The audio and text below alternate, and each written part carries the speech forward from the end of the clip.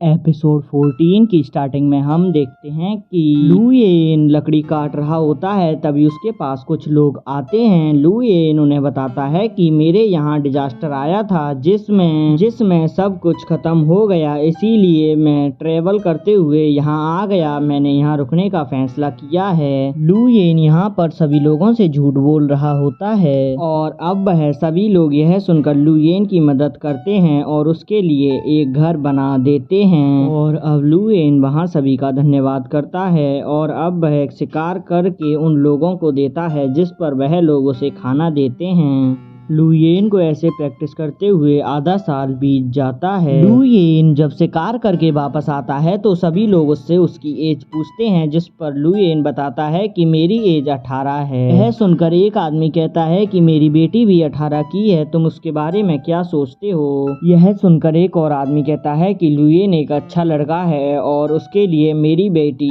सबसे ज्यादा बेटर रहेगी। लू येन सोचता है कि मैं तो यहाँ कल्टीवेट करने के लिए आया हूँ, मैं और कोई लफड़ा नहीं पाल सकता। लू येन कहता है कि मैंने आपको नहीं बताया, जब मेरे यहाँ डिजास्टर आया था उसमें मेरी माँ मारी गई, जब ही मैंने उनका 3 साल तक शोक मनाने का तय किया था। यह सुनकर सभी लोग कहते हैं कि ठीक है, अब हम 3 साल बाद बात करेंगे।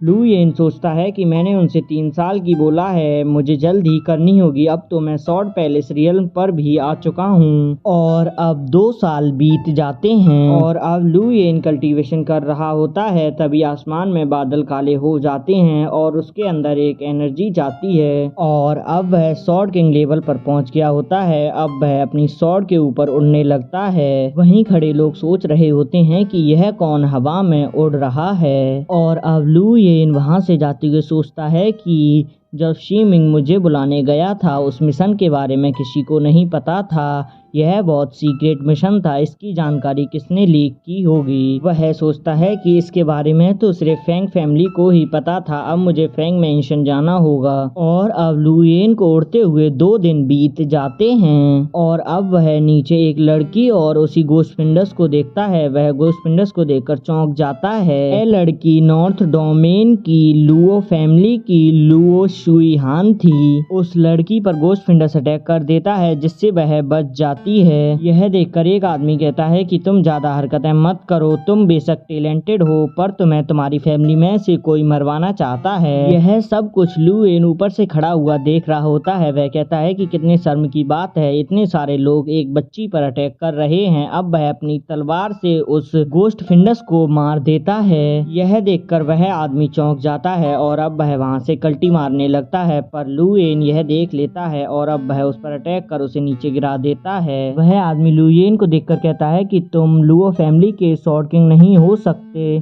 तुम कौन हो? वहाँ भागती हुई शुईहान आती है जो लू येन से जान बचाने के लिए थैंक्स बोलती है। लू येन उस आदमी से कहता है कि अपने बारे में बताओ, तुम कौन हो? वह आदमी कुछ भी नहीं बता रहा होता है तो शुईहान बताती है कि शायद यह फिंडस अलायंस से हो सकता है और यह एपिसोड यहीं एंड हो जाता है।